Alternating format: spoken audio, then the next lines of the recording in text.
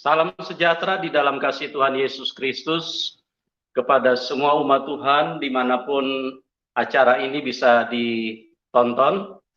Kami senang sekali bisa hadir untuk berbagi bersama dengan semua umat Tuhan. Dan doa kami semuanya ada di dalam berkat Tuhan yang berlimpah dan terus bertumbuh di dalam iman. Pada kesempatan ini, kami akan kembali untuk berbicara tentang Roh Kudus atau pribadi ketiga dari Tritunggal Allah. Karena berbicara tentang Roh Kudus adalah sesuatu yang sangat penting untuk dipahami, untuk dimengerti oleh setiap umat Tuhan. Saya memperhatikan ada banyak gereja Tuhan yang masih samar-samar atau belum terlalu jelas mengenai Roh Kudus. Seperti yang saya sampaikan di waktu sebelumnya, banyak gereja yang menganggap kalau mereka sudah percaya kepada Tuhan Yesus, itu berarti mereka sudah menerima Roh Kudus. Kalau kita perhatikan dengan catatan Alkitab, itu tentunya tidak seperti itu. Karena Roh Kudus kehadirannya itu adalah sesuatu yang terpisah, pribadi ketiga.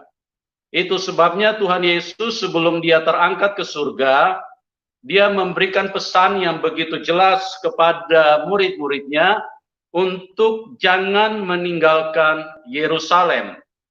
Tunggu sampai kalian diperlengkapi dengan kuasa Roh Kudus. Jadi ini sesuatu yang harus digarisbawahi, ini sesuatu yang harus diperhatikan oleh gereja Tuhan. Karena kita ini adalah komunitas yang berbeda dengan organisasi apapun yang ada di dalam dunia. Kumpulan-kumpulan manusia apapun yang ada di dalam dunia. Kita adalah komunitas atau kumpulan manusia di mana Tuhan itu hadir dan menyatakan dirinya, dan manusia atau kelompok komunitas yang berdiri bersama-sama dengan Tuhan itu tentunya harus sesuatu yang terlihat berbeda, karena itu memang merupakan kehendak Tuhan. Itu bukan hanya sekedar sebuah anggaran dasar daripada organisasi, tapi ini adalah kehendak Tuhan. Jadi ada perbedaan yang terlihat jelas di dalam komunitas yang di mana nama Tuhan dipanggil, di mana nama Tuhan disebutkan, di mana nama Tuhan disembah, di mana nama Tuhan diperkenalkan kepada dunia. Itu sebabnya Tuhan mau bahwa komunitas, kumpulan yang di mana ada nama Tuhan dibicarakan, di mana ada nama Tuhan disembah, di mana nama Tuhan ada bersama-sama dengan sekelompok manusia, itu tentunya harus punya ciri khas. Ya, itulah perbedaannya, karena di dalam kekristenan sebagai tujuan utama daripada Tuhan itu sendiri, maka Tuhan harus mencurahkan Roh Kudus-Nya, harus memberikan Roh Kudus-Nya kepada komunitas yang memang berdiri bersama dengan Tuhan. Nah, pada kesempatan ini saya akan bahas beberapa bagian, karena bicara tentang Roh Kudus itu adalah sesuatu yang memang membutuhkan waktu yang cukup panjang. Karena ada yang namanya juga mendukakan Roh Kudus. Kan kita perlu tahu apa yang namanya mendukakan Roh Kudus. Kenapa bisa menggunakan kata mendukakan? Nah, ini juga kan kita harus mengerti di sini. Tapi dalam kesempatan ini kita belum bahas tentang itu. Ada juga yang namanya jangan kamu memadamkan roh. Nah, itu juga sesuatu yang terpisah dengan yang namanya mendukakan. Artinya, kenapa ada perkataan firman Tuhan, jangan padamkan roh. Nah, ini kita juga harus paham, kenapa sampai firman Tuhan memberi penekanan, memberi garis bawahi, jangan padamkan roh. Apa yang Tuhan ingin sampaikan kepada gereja di situ? Artinya kalau sampai Roh Kudus padam di dalam gereja, itu artinya gereja sudah tidak ada bedanya dengan organisasi yang lain. Gereja adalah hanya sebuah kumpulan manusia, hanya sekumpulan orang yang mungkin seperti mengadakan arisan, atau sekumpulan manusia yang lagi bermusyawarah atau bersidang. Tetapi gereja, perhatikan baik-baik, jangan padamkan roh. Nah, ini juga sesuatu yang harus diperhatikan, tapi pada kesempatan ini kita belum mengarah ke situ, belum bahas itu. Dan ada juga yang namanya jangan menghujat roh. Ini juga harus digarisbawahi ini. Kenapa ada firman seperti itu? Dikatakan bahwa jika kamu menghujat anak manusia, kamu punya ampun, kamu bisa mendapatkan pengampunan dosa. Tapi kalau kamu menghujat Roh Kudus, kamu tidak akan mendapatkan pengampunan. Di dunia ini tidak, di surga apalagi. Nah, ini harus dipahami, dimengerti dengan baik-baik. Pada tahap mana kita menghujat Roh Kudus? Pada kondisi mana kita tergolong menghujat Roh Kudus? Ini juga harus dipahami oleh gereja Tuhan. Karena saya melihat basic, fondasi daripada bangunan gereja tentu secara doktrin ya, bukan secara fisik seperti bangunan gedung. Fondasinya ini saya melihat gereja kalau tidak memahami tentang Roh Kudus, inilah yang membuat gereja itu tidak bisa berdiri sebagaimana gereja yang diharapkan oleh Tuhan.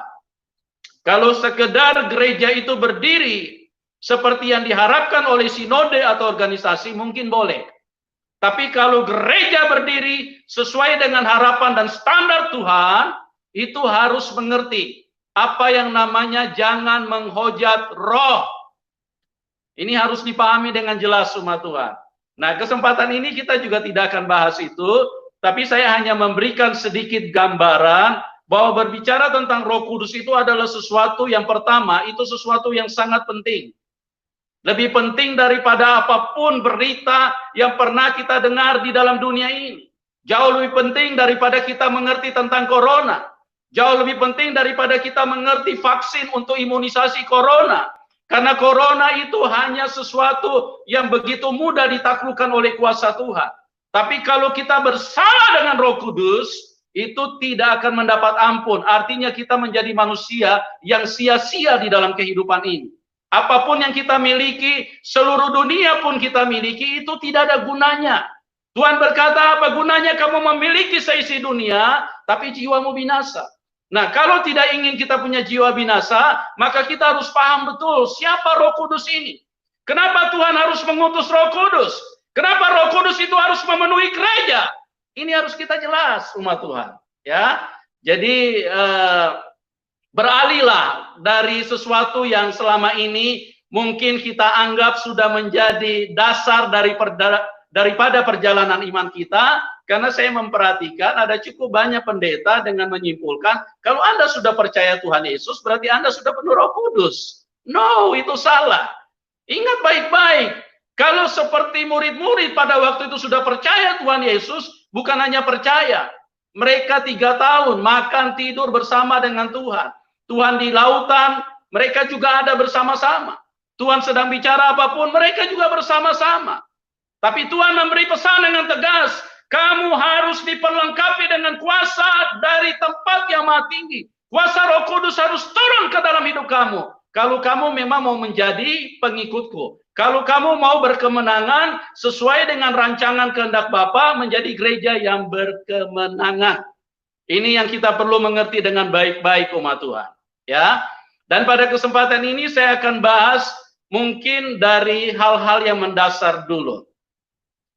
Yang kita harus perhatikan bahwa ada yang namanya pencurahan Roh Kudus. Itu terjadi 1 kali selama ada dunia ini. Ya, perhatikan baik-baik. Pencurahan Roh Kudus itu terjadi 1 kali selama dunia ini ada.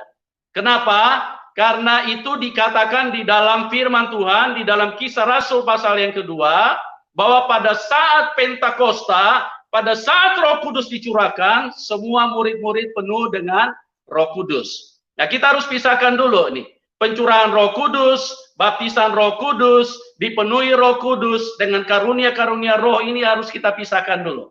Ya. Jadi sekali lagi, pencurahan Roh Kudus itu terjadi hanya satu kali selama peristiwa dunia ini ada.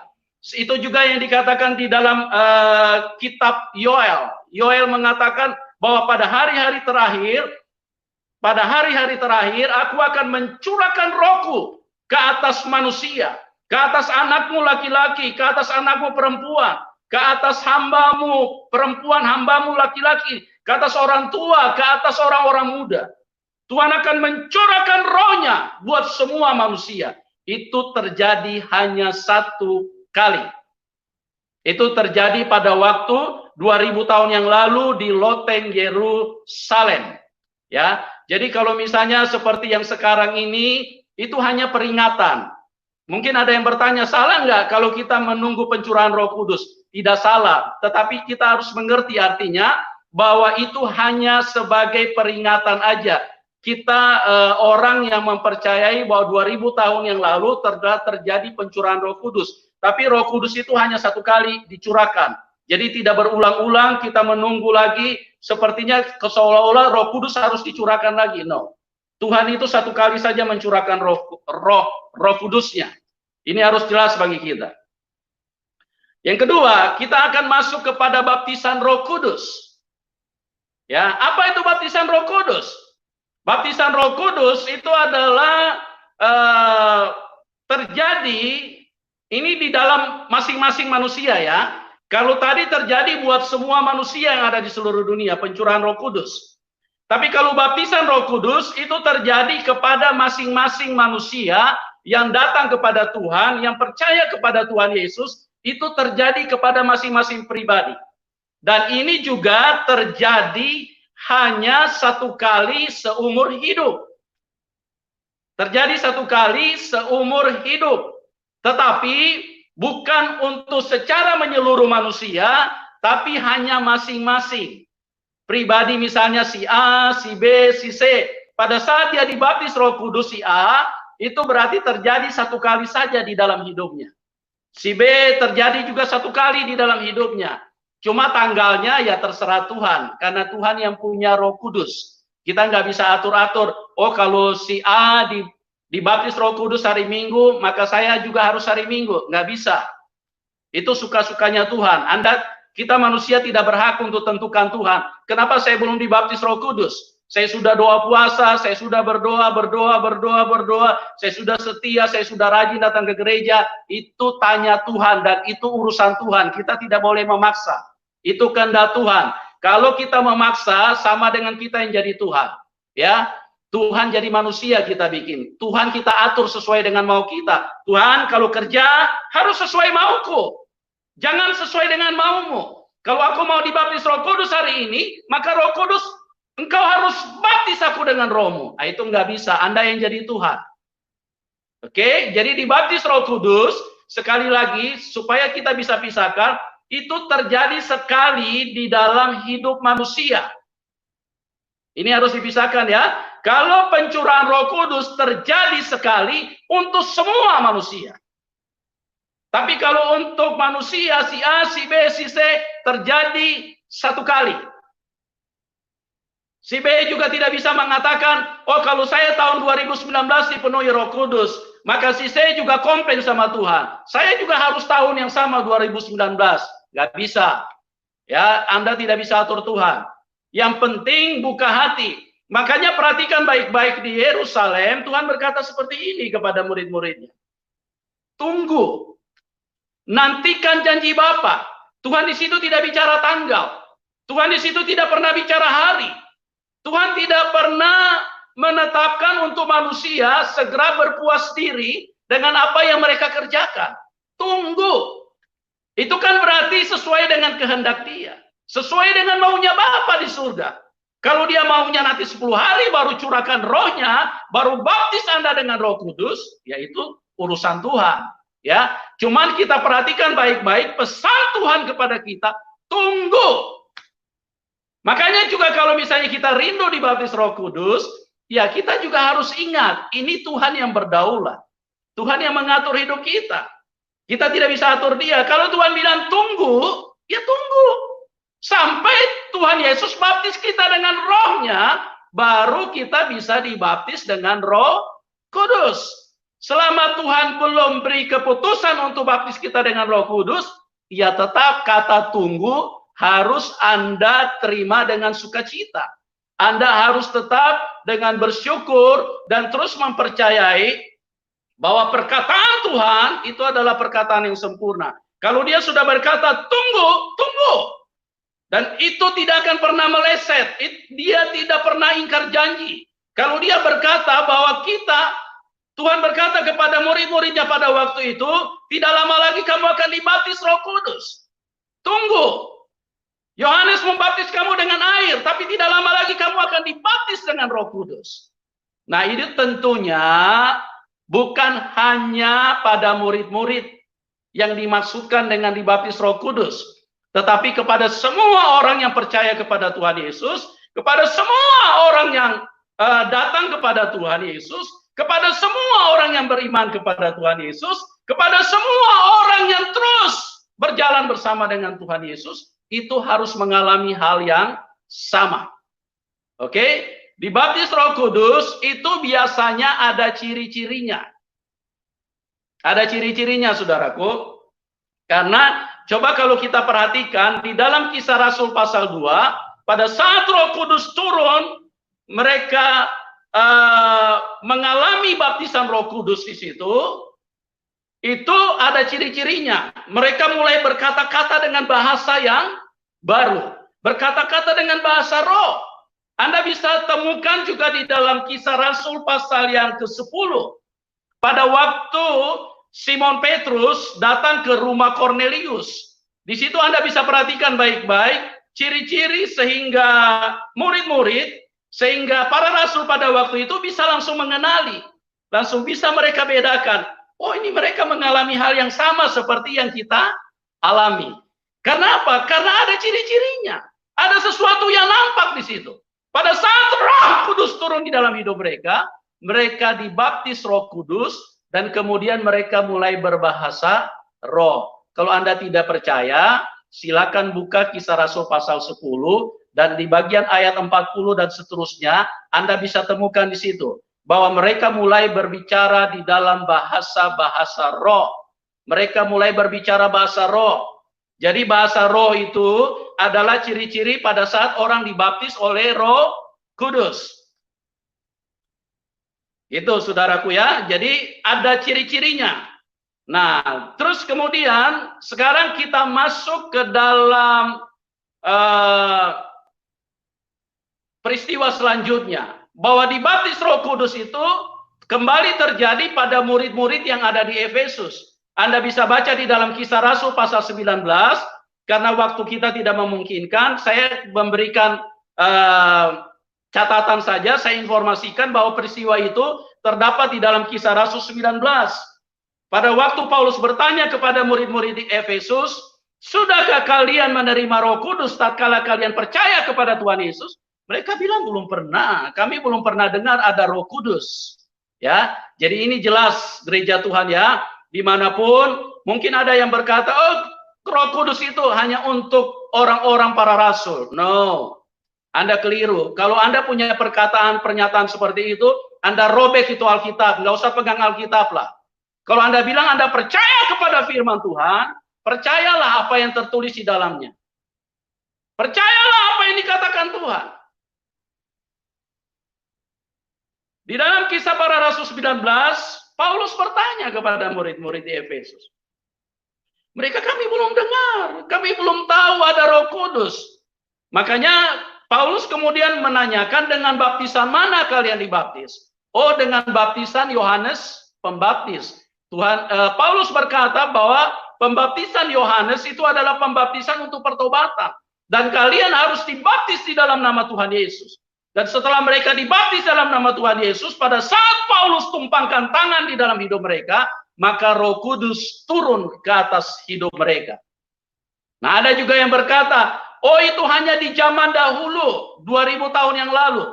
Nah, kalau hanya di zaman dahulu, maka sekali lagi saya katakan, robe Alkitabmu, nggak usah pegang Alkitab, ya, nggak usah mengatasnamakan gereja. Anda tidak percaya Alkitab.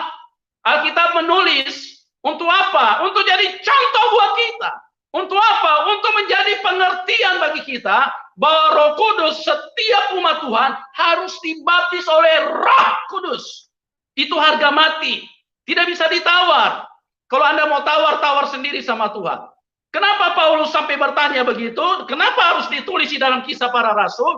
Untuk memberitahu kepada gereja Tuhan, beginilah model gereja yang benar. Gereja yang harus dibaptis oleh Roh Kudus. Itu harga mati, saudaraku, ya. Nah, kemudian apa lagi? Ada beberapa lagi peristiwa, tentu saya tidak bisa sebutkan satu persatu. Nah, saya akan beranjak sekarang ke yang namanya dipenuhi Roh Kudus, ya. Tadi pencurahan Roh Kudus terjadi satu kali untuk semua manusia, terus kemudian baptisan Roh Kudus terjadi satu kali untuk setiap manusia. Nah, sekarang dipenuhi Roh Kudus itu terjadi berulang-ulang. Bisa terjadi setiap hari, bisa terjadi setiap jam, bisa terjadi setiap tahun, setiap bulan. Itu terjadi sesuai dengan bagaimana respon dan ketergantungan setiap orang Kristen kepada Dia. Saya ingin memberi contoh kepada Anda bahwa tidak selamanya orang Kristen dipenuhi Roh Kudus, walaupun mereka bisa berbahasa roh. Karena bahasa roh itu hanya salah satu karunia, tapi nanti kita bahas secara tersendiri itu. Ya, dibaptis Roh Kudus, mereka bisa berbahasa roh. Terus kemudian ada orang berkata, loh kok dia masih berzina? Yaitu hanya karena dia mengalami baptisan Roh Kudus. Tapi pada saat dia mengalami baptisan Roh Kudus, pada saat yang sama juga dia dipenuhi dengan Roh Kudus. Tapi ingat, perjalanan hidup ini tidak selalu membuat manusia dipenuhi Roh Kudus.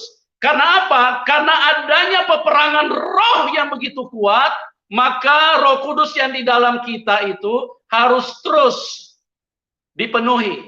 Artinya Roh Kudus itu harus terus diberi ruang seluas-luasnya di dalam hidup kita. Itu artinya dipenuhi Roh Kudus. Di dalam hidup ini, ya, Roh Kudus masuk di dalam hidup kita. Tapi ruangnya berapa persen kita kasih kepada Dia? Itu yang kita harus perhatikan. Oke? Kalau kita mau memilih jodoh, itu kan ruang kita kasih nggak sama Dia. Kalau kita dipenuhi Roh Kudus, kita harus kasih kepada Roh Kudus. Roh Kudus yang mana yang kau kehendaki? Yang mana yang kau suka? Yang mana yang berkenan kepadamu? Kan bukan maunya kita. Kalau maunya kita, itu kita tidak dipenuhi Roh Kudus. Ya, kita tidak dipenuhi Roh Kudus, itu roh kedagingan. Itu roh-roh jahat yang sedang mengendalikan kita. Makanya saya katakan, dipenuhi Roh Kudus harus setiap waktu. Tidak bisa hanya terjadi satu kali pada saat kita dibaptis Roh Kudus. Itu sebabnya begitu banyak orang Kristen yang sudah bisa berbahasa roh, tapi bolak-balik jatuh di dalam dosa. Kenapa? Karena mereka tidak dipenuhi Roh Kudus. Coba buka Galatia pasal 2. Di sini saya tidak akan bacakan karena waktu kita sangat terbatas. Di situ kita perhatikan, Petrus pun bisa kelepar-kelepar.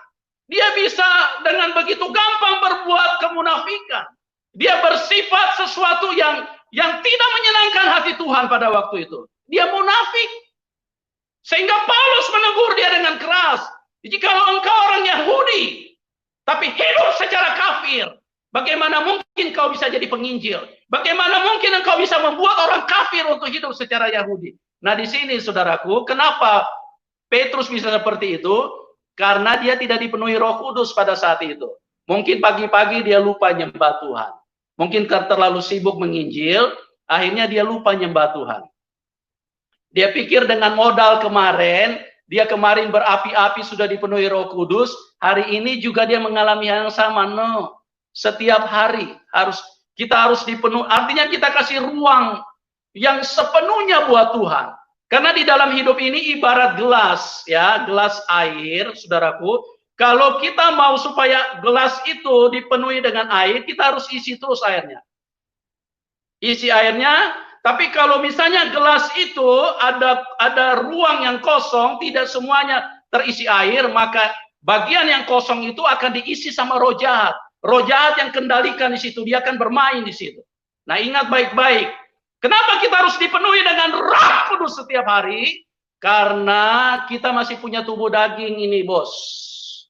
Ini tubuh daging ini tabiatnya tabiat jahat. Oke? Ini tabiat jahat. Tabiat iri hati, amarah, emosi, munafik, pikiran kotor, pikiran cabul, kata-kata bohong, fitnah. Ini karena tabiat daging. Kita belum tanggalkan ini daging. Jadi jangan sok-sok untuk hidup hanya berdasarkan baca Alkitab. Nggak bisa, saudaraku. Anda mau baca Alkitab, satu hari sampai 7 kali Anda baca, sampai 70 pasal pun Anda baca, Anda akan jadi seperti ahli Taurat. Karena apa? Karena Alkitab itu tidak akan berfungsi dengan benar kalau Roh Kudus tidak memberdayakan itu. Makanya Paulus bilang, aku manusia celaka. Siapa yang bisa membebaskan aku dari tubuh maut ini? Tapi syukur oleh anugerah Tuhan Yesus. Apa anugerahnya Tuhan Yesus? Itulah Roh Kudus yang dicurahkan buat kita. Supaya kita manunggal Roh Kudus masuk manunggal dengan kita. Kita penuh dengan Roh Kudus menjadi satu. Dan hidup kita dikendalikan oleh Roh Kudus. Jadi kita, daging kita mau coba hadir, mau coba mempengaruhi kita. Tapi kalau ruang itu kita berikan sepenuhnya kepada Roh Kudus, maka semua keinginan daging itu jadi mati. Apa keinginan daging? Keinginan daging itu istri 5, mobil 5, ya. Mobil 5 tidak cukup, kalau bisa 50. Jadi setiap hari ganti 1. Itu keinginan daging. Apa keinginan daging? Punya rekening 1 M, nggak cukup. Ya, karena daging ini haus, terlalu liar daging ini. Punya keinginan yang aneh-aneh saja, semua mau ini. Padahal juga begitu mati semua ditinggalkan, Pak. Ingat baik-baik. Kok Tuhan berkata, kumpulkan harta di surga. Kalau Anda tidak penuh dengan Roh Kudus, Anda tidak akan pernah mau kumpulkan harta di surga. Anda akan kumpul harta supaya di BCA, di bank-bank yang ada rekeningmu, Anda akan kumpul harta terus di situ. Anda tidak akan pernah kumpul harta di surga. Itu artinya apa? Anda tidak dipenuhi dengan Roh Kudus. Anda hanya dipenuhi dengan roh dan sifat-sifat kedagingan yang menguasai hidup. Oke? Nah, yang terakhir saya ingin bicara, sebetulnya saya mau bicara panjang, cuma waktunya tidak memungkinkan. Yang terakhir, itu saya ingin sampaikan tentang karunia-karunia roh. Karunia-karunia roh itu sesuatu yang terpisah. Makanya tadi saya bilang, banyak juga orang-orang yang karismatik, yang beraliran gereja Pentakosta, yang selalu menciri-cirikan kalau orang sudah berbahasa roh, itu sudah dipenuhi Roh Kudus. No, itu tidak seperti itu. Makanya coba perhatikan, banyak orang yang berbahasa roh, tapi hidupnya najis, hidupnya kotor. Kenapa? Karena itu hanya karunia. Itu hanya istilahnya seperti kayak handphone yang dititipkan orang tua kepada anaknya. Dia terserah dia mau gunakan untuk yang baik, dia mau gunakan sebagai alat untuk belajar, itu akan mendatangkan kebaikan. Tapi kalau dia gunakan untuk nonton yang porno, maka itu mencelakakan dia. Nah, begitu juga karunia. Karunia itu seperti itu. Jadi jangan heran, jangan bertanya-tanya, kok dia sudah berbahasa roh, rajin berbahasa roh kuat sekali. Kan selalu kalau di gereja mengajarkan, ayo kita perang, kita bahasa roh kencang-kencang. No, saudaraku. Itu hanya salah satu karunia. Berperang di dalam roh bukan seperti itu. Memang itu juga salah satu bentuk upaya untuk memaksimalkan karunia-karunia roh di dalam hidup kita, tetapi bukan itu esensi daripada peperangan. Esensi dari peperangan membuat Roh Kudus itu benar-benar berkuasa penuh. Dia penuh di dalam hidup kita. Dia kendalikan hidup kita. Supaya apa? Supaya kuasa jahat, kuasa setan, pengaruh tabiat daging jangan sampai menguasai kita. Ini yang Tuhan mau, penuh dengan Roh Kudus. Makanya karunia-karunia roh itu dia berfungsi hanya untuk apa? Untuk mendatangkan kebaikan di dalam hidup manusia. Misalnya ada karunia kesembuhan. Anda jangan heran kalau orang yang bisa doakan orang sakit sembuh, terus kemudian tiba-tiba, loh kok dia berzina? Jangan kaget, saudaraku. Itu cuma karunia. Itu cuma karunia. Ya, ada orang yang bisa khotbah dengan baik. Itu juga karunia. Itu juga karunia. Tapi yang menentukan kita bisa sampai kepada Bapa itu adalah pada saat kita dipenuhi Roh Kudus atau tidak. Karena apa? Karena kalau kita dipenuhi dengan Roh Kudus, maka kuasa Tuhan, kekudusan Tuhan akan mengendalikan kita, akan menguasai kita, akan mengontrol kita, akan membuat kita berjalan bersama Tuhan, akan membuat kita bergerak sesuai dengan kehendak Bapa. Tapi selama kita tidak dipenuhi dengan Roh Kudus, maka tabiat daging ini, itulah yang akan menguasai kita. Dan apa artinya? Artinya kita akan dibawa kepada maut. Tabiat daging adalah tabiat yang jahat. Makanya di dalam Roma jelas dikatakan, kalau kamu hidup oleh daging, kamu akan mati. Tapi kalau kamu hidup oleh Roh, kamu akan hidup. Saudaraku, pilihan di tangan kita masing-masing. Saya sudah jelaskan, ingat baik-baik, sekali lagi saya ulangi. Pencurahan Roh Kudus terjadi satu kali untuk semua manusia. Baptisan Roh Kudus terjadi satu kali untuk setiap manusia. Dipenuhi Roh Kudus itu terjadi setiap saat, setiap jam, setiap hari. Itu harus dipenuhi Roh Kudus terus. Kasih ruang kepada Dia. Terus bergantung. Terus bergantung. Setiap hari saya harus dengan hati yang menjerit. Saya katakan kepada Tuhan, Tuhan, saya lebih baik mati daripada Roh Kudus-Mu jauh. Saya tidak bisa hidup tanpa Roh-Mu.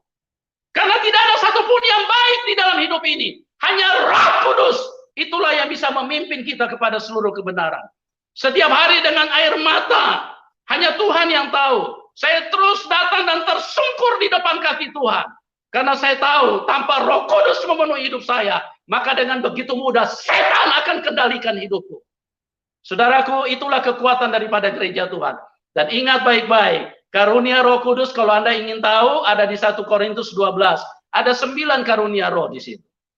Oke, Bapak Ibu, kiranya apa yang saya sampaikan ini bisa menjadi berkat supaya kita semua bisa dibaptis Roh Kudus, dipenuhi Roh Kudus, memiliki karunia-karunia Roh Kudus. Tuhan Yesus memberkati kita semua. Amin.